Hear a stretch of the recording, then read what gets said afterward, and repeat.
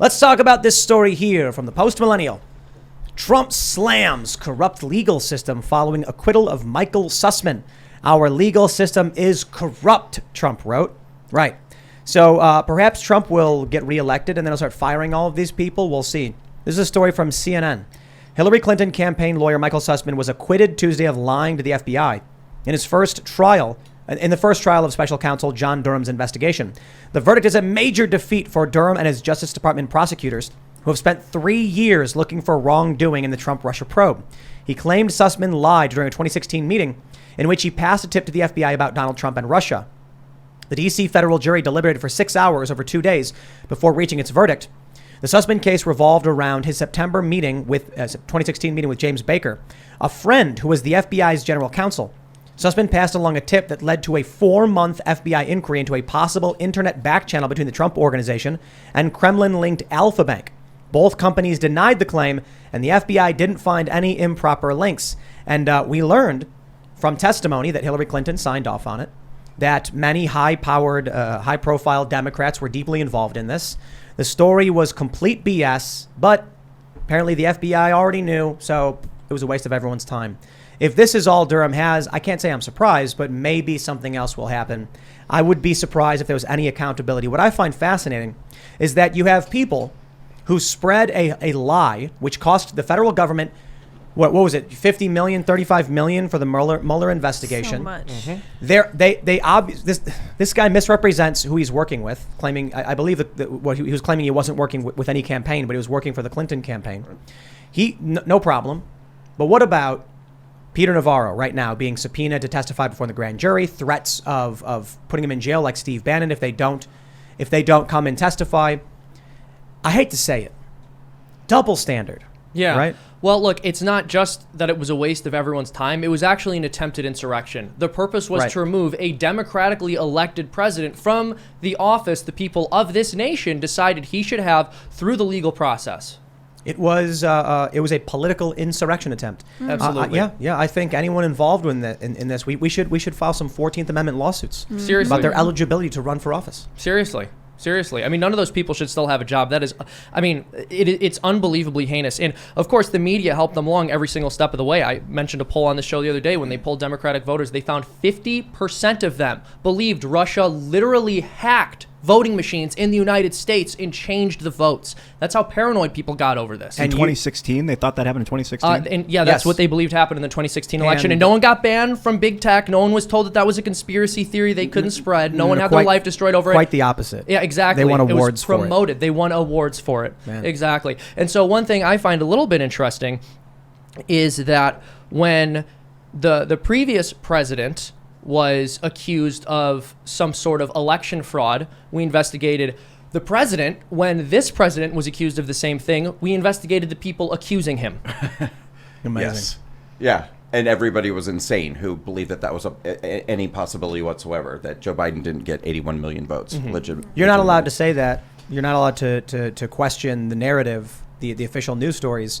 But again, in 2016, I mean, you still have people saying these things online. And I've got some questions for Google and YouTube. You've got people on YouTube right now that will say that they believed the Russia narrative and all that stuff, but that's okay because the New York Times said so, right? So they're allowed to say that. But if you're a Trump supporter and you say something about 2020, you're gone. You're allowed to question it, because for instance, Dominion, private company, tallying votes in private. We don't know what they did, and that's the problem in my eyes. I question, what did they do? But making claims about it is where things start to get tricky when it comes to social media administration. Think about this. In the Trump fraud narrative, people were spreading this admittedly ridiculous story about servers in Germany and like a CIA shootout and all that stuff. And they were like, what's going on? And it's like, where did this stuff come from?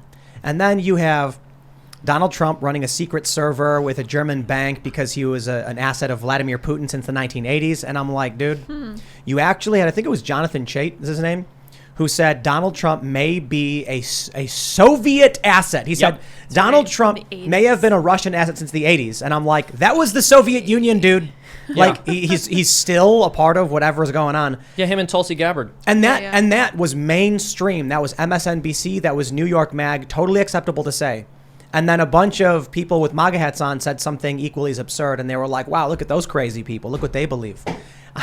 I don't see how we hold this country together, man. But I think it goes beyond elections too, because to your point about not being allowed to question something. I mean, they went so far with this as to name it. They call it the big lie, and anybody who questions this, they're questioning the big lie. And their whole point is that it's too dangerous and it's too destabilizing to allow people to question the election. Look what could happen to society if they do.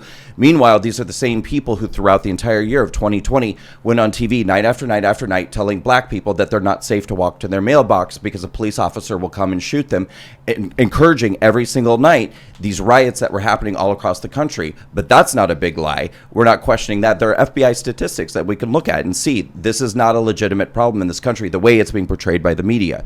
But that's fine to say every single night while people are getting killed and neighborhoods are burning to the ground. This is why I often say that the two factions aren't really left or right. It's, do you believe the lie, the mainstream media, or do you challenge the mainstream media?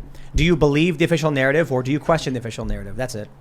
Earlier you asked me if I was a conservative yet, or something like that. You're like, are you conservative yet? And I was like, no, I don't think so. I think it doesn't matter your political positions are. It matters if you believe the lies. Right. Yeah, but you're one of, I think, the most sort of high-profile transitioners that we've seen. Transitioners? Yeah, well, you've been transitioning. He's been taking I think, testosterone to become more conservative. But serious question: what issues have I changed on in the past 10 years? I don't know about issues, but I know that my experience sort of following you was that you were sort of a well-known podcaster who tended to have what I think a lot of people thought were left-wing values. I became aware of you mostly because I had started Walkaway, and people kept saying, Tim Pool's talking about Walkaway, Tim Pool's talking about Walkaway. And it seemed at the time, like when you were first talking about me, that you maybe didn't like me that much or what I was doing. Or you're just like, oh my God, like look what's happening in society. And that's why Brandon Straka and this Walkaway is taking off and stuff.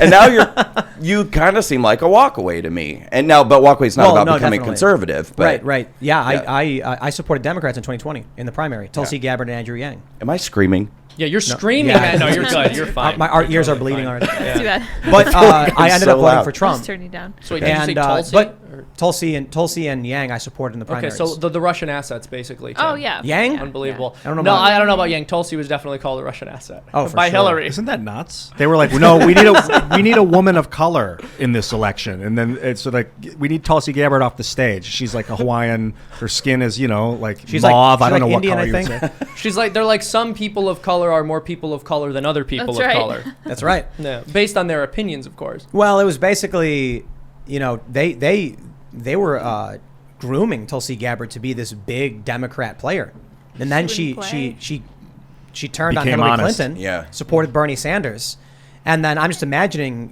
all of these top level Democrats like Debbie Wasserman Schultz faints. And then Hillary catches her and she's fanning her like, oh, Tulsi, what have you done? Oh. And then they were just like, she's out, get rid of her. Yeah. Well, and she really let Kamala have it too in Oh, the that was debates. amazing. That was great. That was so good. Yeah. Yeah, ripped her. She shot Those are back the at days. Hillary pretty decently, too. Man, They that- called her Yeah. Queen of the Warmongers. That's right. Fantastic. That's wild. That was 2019, right? So Yeah. fun. Wow. Regarding walking away, Brandon, what you're saying, I do think of it as like walking away from believing the TV when I am told things. Like when Hillary's emails got leaked to WikiLeaks, and I started reading about her dealings with, Sidney Blumenthal and his company Osprey Global Solutions, moving them into Libya and wanting to set up an arms dealership in Libya, basically like gun running. That was like, it was hard to get people to believe it, and it was shocking that people didn't believe it, because it was in her emails to Sydney and her assistants and things like that. But at the same time, I could no longer tolerate it. I can't live a lie. So I had no choice but to walk away from that garbage, that consumptory garbage, trying to eat everything in its path. Seems like you were gonna say I No, just well- think. Oh, go ahead. No, I was just going to say, I don't know if you know this, Ian, but one thing I learned from my television is if someone did something really bad and they get caught, if the person who caught them is bad, that means they didn't do the bad thing. That's right. Oh, Yeah. That makes perfect interesting. sense. Yeah, exactly. Yeah. Turns out it was a bunch of big bad Russians or something Well, like that, and then I also learned- it wasn't. From my TV, that if a person does a bad thing, and the president questions the bad thing and asks for an investigation, it's actually the president who did the bad thing. Yeah, it's true. Yeah, that's a fact. And that's That is a always true, no natural matter fact. who the president is. No, it just no, depends come on on, who the come on, president calm is. down, calm Yeah. down. If the president's name starts with a TRUMP and ends with TRUMP, Got it. always bad. Right. Yeah. Yeah, Right. the Ukraine stuff is the most mind warping, crazy. Like, you have a video of Joe Biden saying quid pro quo. Joe Biden literally on video laughing about he tried to halt U.S. congressionally approved aid to Ukraine unless he got a personal favor. And they were like, you can't do this. And he goes, call the president, see what he says. And then Trump was like, wow, that looks like something. What's up with that? And they were like, Trump did it. It's like imagine being in an elevator and then you fart and then tell the other guy that it was them. That's what they were doing. Then you spend 3 years investigating. No. Then who farted? It was definitely him. The elevator opens up and there's a crowd of people standing in front of it. And they go, oh, what was that? And you see Biden going, and they're like, it was clearly him. It's on video. And then, but wait, it was Trump. Trump was the one who did the bad thing after all. That's actually what they did. Joe Biden threatened the president of Ukraine with withholding approved aid unless they did him a personal favor. Yes. And but it was the policy of the United States at the time. It's like no. Look, Joe Biden didn't have the authority to supersede approved aid. That's what they said when Trump said that. Look into this. They said Trump has no right to block aid to Ukraine. It's like that's what he was saying Joe Biden was doing. So why are you not yelling about Joe Biden doing it? Because the media, it's all just, it's a puppet show, man. But that's the ultimate gaslighting, what you're describing right now. And I think that if people on the left who are still subscribing to the left, like I used to before I walked away, could actually see it, they're so brazen about accusing other people of doing the exact things that they're actually doing. I mean, that is like the breadcrumb trail right there. If people could see it, like if the Democrats are accusing somebody of doing it, automatically they're doing it right now. Investigate, but the people don't see it. You know why I don't call it the left is because in 2006 it was the Republicans. It was George Bush and Cheney. If you question the 9/11 narrative and the war in Iraq, you were like all of a sudden an outcast and a conspiracy theorist. And then it was like Bill Kristol, the war advisor. All of a sudden he's a Democrat now. He's with Hillary Clinton now. Right? It's so weird. So there's this war party that is like unaffiliated. And it's like they're the one making the media tell you the lies. Thanks for checking out this segment from the Timcast IRL podcast. If you want to watch live, you can check out this channel Monday through Friday at 8 p.m.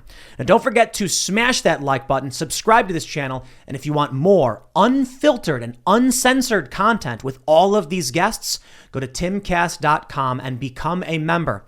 All of these guests you know and love in exclusive segments on our website where we are unrestricted in what we talk about, so you'll definitely not want to miss it.